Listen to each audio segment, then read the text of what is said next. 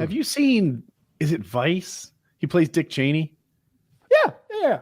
Oh, who does? Is it Christian Bale that does it? Yeah, Who's, it's Christian Oh Bale. yeah. Oh yeah. He like gained a bunch of weight for that and stuff. Of Christian Bale as Dick Cheney. I gotta watch that. I love Christian Bale. Oh my gosh! And I mean, you're gonna see a picture of him looking like Dick Cheney, but his mannerisms and his posture, and he just kills it as Dick Cheney. The scene where George Bush and Dick Cheney are having lunch, and Bush is eating those hot wings, and he's talking to Cheney about maybe being his VP. Like, it's so good. It's so good. He's a tremendous actor. He's one of the best. He is. He went from Batman to Dick Cheney in a very short period of time, and then back to other stuff again. Who's better than him? Like, who's a better actor than Christian Bale? Really? You know, Daniel Day-Lewis. Is that it? Yeah. And is that only because Daniel Day-Lewis is selectively picking like just he doesn't work all-star nearly movies? as much. He doesn't work nearly as much. Look, What I about don't like Willem most Dafoe? of Daniel Day-Lewis. Willem Dafoe is excellent. I How like about him. people who are considered great actors? Tom Hardy is often on that list. I had a second one. Oh, Joaquin Phoenix. Do I have his name right? Joaquin. He's good Phoenix. too. He plays like a lunatic weirdo so well. Probably because he seems He plays like these Yeah. antisocial characters so well. Yeah. yeah. Kyle, I need an assist. Who played the main character in Nightcrawler? Do I have his Jake name? Gyllenhaal. Jake Gyllenhaal. Jake Gyllenhaal is another He's one. good too. Fantastic. Yep. I think that was the Joaquin first movie Phoenix. I watched from him that like blew me away was Nightcrawler because I hadn't seen him that ghoulish before. Like, I mean, Donnie Darko, but that's different. He's being plagued by the ghouls in that one. I have another one who impressed me. Who plays the guy with multiple personality disorders? The movie might be called Split. Michael Fassbender. He's in the it's in the same universe as Unbreakable. It's McAvoy. It's Henry. Yeah, Henry McAvoy. My bad. I mixed those two up. But yeah, Yeah, the they're in the Split guy. one's Magneto and one's Professor X. They're in the same movie together. Sorry. Yeah, that guy's incredible. The one who plays the movie's called Split, right? Do I ever? Yeah, you're right. Yeah, it's super good. He plays like 7 characters, all very well. It's in that Oh, Shed yeah. Lamalan universe of of Unbreakable and stuff. He plays women too, and oh my gosh, like he just kills it. He plays like a little kid. He's like, yeah, I don't know. You better be careful. And it's just like, wow, he just really seemed like a creepy kid all of a sudden, but he was an old lady a little while ago. And it would be so terrifying to deal with someone like that and like never knowing who you're fucking dealing with. Like, It'd be horrifying, especially when they're like, don't trust what Steven says about the rest of us. He's a liar. And it's like, ugh, I don't like that. I'm going to put you in a home if Reagan hadn't shot them all. You know? Yeah, there's a couple great actors right now. Philip Seymour Hoffman is one that I missed. Like I didn't do it right. I watched a movie last night, The Bucket List. I've seen it before, but good gosh, that movie is good. Is that Jack Nicholson? Jack Nicholson and the guy who always plays God. He's black and he has Morgan freckles. Freeman. Morgan Freeman. Yeah. Dude, that movie is so good. If people don't know, the basic premise is the two people meet in a hospital because they both have cancer. It's not going to go their way. And one guy writes a bucket list. The other guy has nearly limitless money. And he's like, we should do this. And here we go. okay. You don't know this movie? It's Oscar winning. No. Seen it. I know about it, but it seemed kind of like a sad movie about old men dying. I didn't really want to watch it, so I never have. I'm pretty sure you'd like it. I like it. I'm sure I would. I like both those actors. Mhm. If you want to see an old Bruce Willis action movie you might have never seen before, there's one called Last Man Standing. You ever seen this? It takes place around 1920 gangster era. Ooh, I like And that. it's the old trope that Clint Eastwood did in the Dollars trilogy, where you've got a stranger who rides into a town that has two big gangs, and the stranger plays them against one another. Clint Eastwood was the first one I ever saw do it. I'm sure it's a What's it called literary again? trope. Last Man Standing. So it's just right at the end of cowboys being a thing, because they are in Texas on the border with Mexico.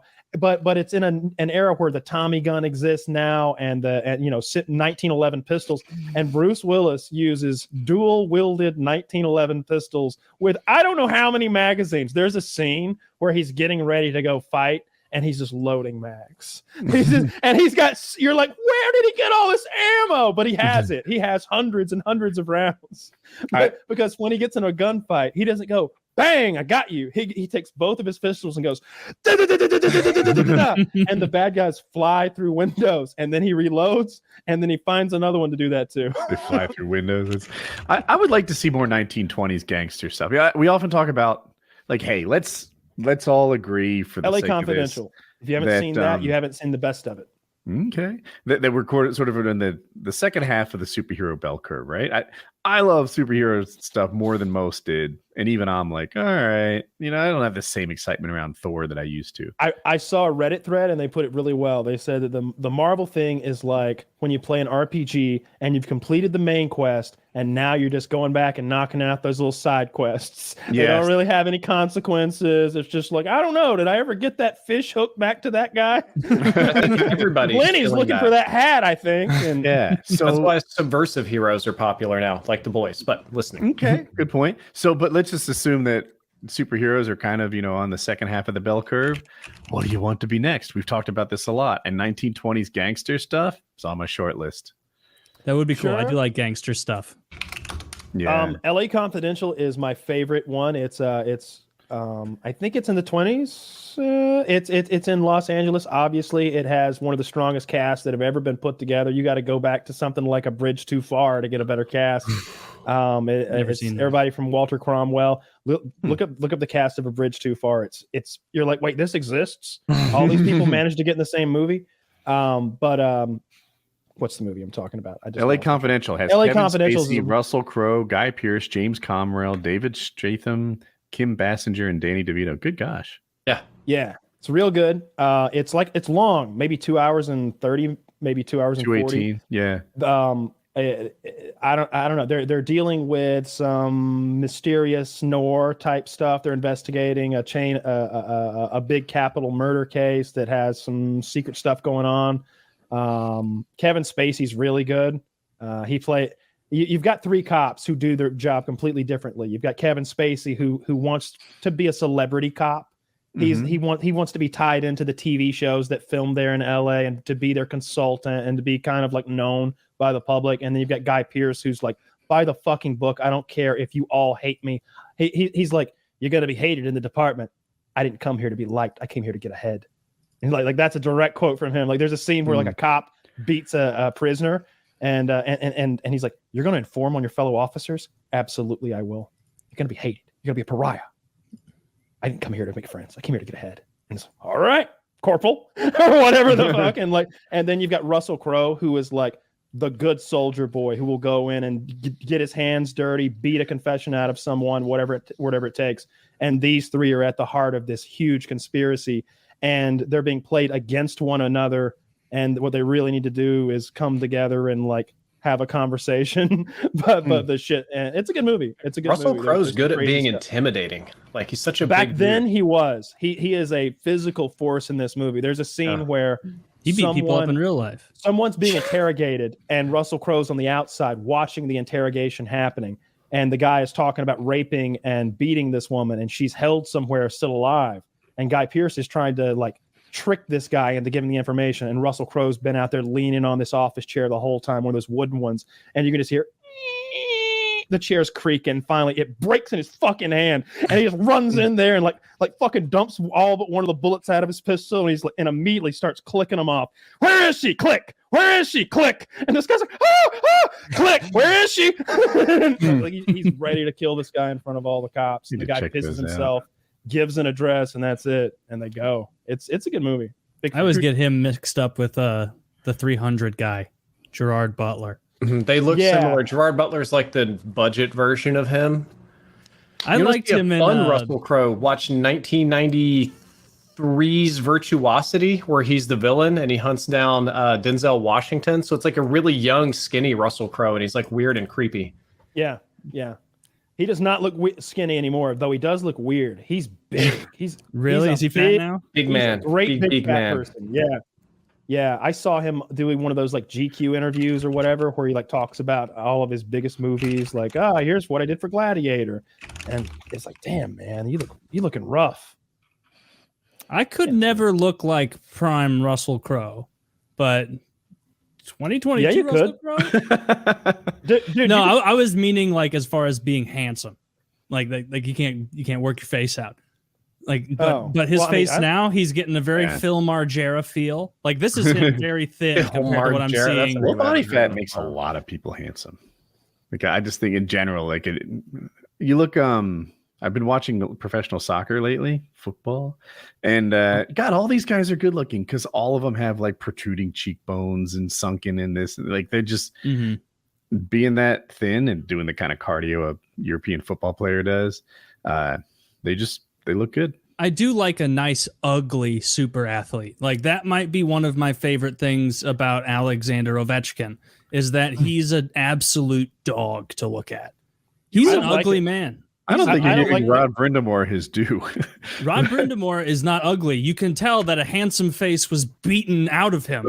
Like he was a handsome man, and you can see the beginnings of handsomeness. It's just his nose has been broken.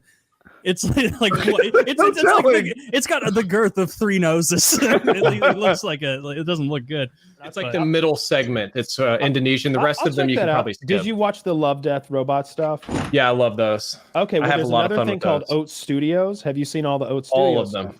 Okay, I supported Oat Studios. I used to talk to what was the name? Neil Blomkamp. Yep. We used to be like Twitter buddies and talk all the time. So I went to support his like studio and stuff, and then it blew up and. Yeah, that sucks. Yeah, he made the District 9 movie, right? Mm-hmm. And from what I understand, he like inherited those Halo props that had been built for the what was going to be a big deal blockbuster Halo movie that got canceled. But all of a sudden, they got all these guns and like fake ships and facades and tech, and they're like, how about we make a weird immigration movie about apartheid with like insect people? Like someone said yes for some reason, and we got it worked, man. Fantastic! It's so good. A lot of the movies are good. So Elysium, I think, might have been the weaker one. I think Chappie is super underrated. There's a lot of very existential, philosophical topics they hit there, and some hyperviolence. Chappie lost him the opportunity to do something cool. I think. Oh, it lost him the opportunity to do the Alien sequel. He wanted to do an Alien sequel that took Sigourney Weaver and Michael Biehn. Michael Biehn, I'm glad you got and like continued their story, with like the scarred Michael Biehn from the comics, and it was Chappie that lost him that opportunity. I think that that's sad. I think they saw that and they were like, that guy's not going to helm an Alien film. No, and it lost him. Chappie was too smart for its audience, in my opinion.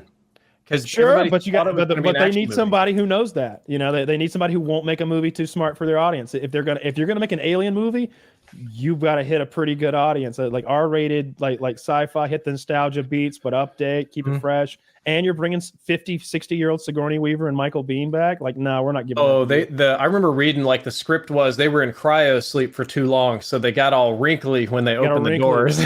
Stuff like that. Dude, I would have loved that, but everything else they've done with that franchise has been garbage. But yeah, anyone who's listening who hasn't seen the Oats Studios stuff, that's real good shit. They actually have a Sigourney Weaver one that's like 30 minutes long, where the reptile alien race has like overthrown humanity entirely. And they're like, they've got this experimental tech that they're using to try to overthrow them. And so there's like a rebellion forming, and Sigourney Weaver's kind of at the heart of it. I love the fire-based one with the Vietnam shit. Yeah. Basically a Vietnamese man who's like lost everything to the Americans because of the war transcends to become some sort of otherworldly being who now has godlike powers. He's like so mad he becomes a god. And he starts floating around, like disassembling American troops and their tanks, and just and like the CIA is there, like, here's what he did at like Firebase 3, and here's what he did over here, and they've got all these scary photographs, and the thing is get you all hyped up for this Rambo-like character to go face off against the river god.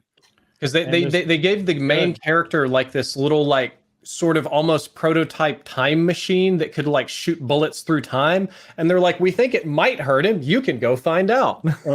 Like, it's on Netflix. I saw it on YouTube before they put it on Netflix like long ago, and there's a really good one with what's that young girl actress, the blonde girl that was like in everything and when she was a little girl, and she's in the one with the hand. Dakota Fanning, yeah. Really? There's one with like adult Dakota Fanning where she's on like a space mining asteroid or something like that, and She has been lied to her whole life and told that she's a replicant, which is like a lower class of being, like a slave being. When really she's just a little girl. She finds that out like halfway through. He's like, dude, we lied to you. Okay, you're not actually a replicant. You're a person. Now come on, snap to. We got to get out of here because something has made all the other colonists roll into a giant sentient ball. And it is coming to consume us because it has all of their intelligences. Oh God! And like when it goes through security checks, it's like, all right, which thumb will work? I got them all. And it's like and then it has I remember that. That was a fun one too. It has like a limb with everybody's eyeballs on it, like looking around 360 degrees, because it's just got all the colonist bodies like moving them around and using them to make this big hulking monster that's always chasing them. And the man is injured, and Dakota Fanning has him like thrown over her shoulder. Like, come on, we got to get out of here. And he's like limping around. It's good. They're all good. I like sci-fi like that. They don't. But make studio's great. I'm really sad he didn't get funding. Any one of those could have made a great full-length feature, probably indie film-ish, but still very enjoyable. I'm surprised there's like a Kickstarter thing to finance something like that. Like it was because Oat Studios did their sales, right? And you would buy oat fuel, and it didn't make enough money, so they said it's Oda fuel. And then it did Kickstarter, and that failed, and they just never quite got it going. And then Chappie failed, and Neil Blomkamp did a exorcism movie with like a Catholic priest SWAT team during the pandemic, and it was not very good. It's been rough since then. Well, shit. Well, I think a lot of District 9, it did such a good job of, like all sci-fi does, it's shining light on a social thing that we have or have had going on in this weird, bizarre sci-fi way that brings you along for the ride. And they did that for Apartheid. I've been watching more sci-fi lately, and you talked earlier in the show about how horror is a nice way for a filmmaker to get started. It's very low budget and it can have huge multipliers. I think of sci-fi as very expensive to produce, but it's often not. Like, oh, this takes place on the moon or a space station. Yeah. When you hear something takes place on a space station, it's spinning, so now they have gravity, and there's only one set. Mm-hmm. And so what do they have? They're wearing like street clothes in something they're told is a space station. Jumpsuits. Jumpsuits, full like this is actually a really low budget production. It's like not as bad as it seems. With Sam Rockwell. Like you would think like, oh, it's gonna be big budget. That movie probably didn't cost shit to make. It's just him wandering around by himself in the same outfit. You look at a lot of those old sci-fi films, like Alien was meant to be cut from the same cloth. It's only because Ridley Scott shows up, like somebody like that with his wife, who he wouldn't have made those movies the way he did without his wife there, like being his absolute partner. But he comes along and he's like, oh, you got, what is it, $19 million? Okay. All right, I'll make the best movie that's ever been made here. Yeah, sci-fi. Yeah, I can do the best sci-fi horror movie ever made. Yeah, let me just knock that out of the park. And it was supposed to have all this nudity in it and be ridiculous. I saw an interview with him where he's talking. There's a scene where at the end, spoiler alert from 1979, Sigourney Weaver's character faces off with the alien in sort of the shuttle. They need to get out of here. The big ship's about to explode, and they got to face off. And they're supposed to both be naked, and because she's supposed to be changing out of her clothes, and the alien is supposed to be like naked there too. And they're supposed to face off that way. Can't remember who didn't want to do the nudity. I think it was on Ridley Scott. He didn't want it, but he did say, he was like, Sigourney refused to trim her minge hair, so we had to spend an enormous amount of time and effort having them airbrushed out of every frame. And if you look back, and there's like a scene where like you're kind of looking up, and she's wearing the skimpiest panties and the skimpiest top, and her pubic mound is this big poof that's clearly being contained by these little panties. And then if you go back to Aliens, the sequel by James Cameron, there's a scene when they all like get to the planet where the aliens are, and they're coming out of hypersleep. And when the pod that she's in lifts up, huge bush. They didn't airbrush it this time. James Cameron. James Cameron 80s, didn't have the budget. James Cameron came and he's like, "I'm not spending the time, Sigourney. It's up to you." Oh, you didn't do it? Well, it's in the movie then. And it's just pubic hair is just rolling out of her panties, and she just does not give a fuck. That's realistic. You got bigger problems in space. Yeah. Got to kill aliens and stuff. You wouldn't want hair flying around getting in the instruments, probably. In the instruments. That's why all astronauts now have to shave completely all their body hair. Really? Yeah, they shave each other. That's the only way to do it. Weird. Okay. Yeah. I'm gonna say Big nair Sigourney bath. Weaver and her character Ripley, one of the best all-time strong female characters. There's a lot of shows. It was written as a man, and then No, it was cast written woman. gender neutral, the Gender entire neutral, script. that's true. But yeah, but the point is, all these shows try to make strong female characters, but Alien did it better back in the 70s. And Terminator did it just as well in the 80s. Oh yeah, with Linda Hamilton. Linda Holy Hamilton was shit, bro. I'm scared of that Linda Hamilton when she's doing fucking pull-ups in the insane asylum on her bed. With those big bulging shoulder muscles. I was like, that chick could bench press me.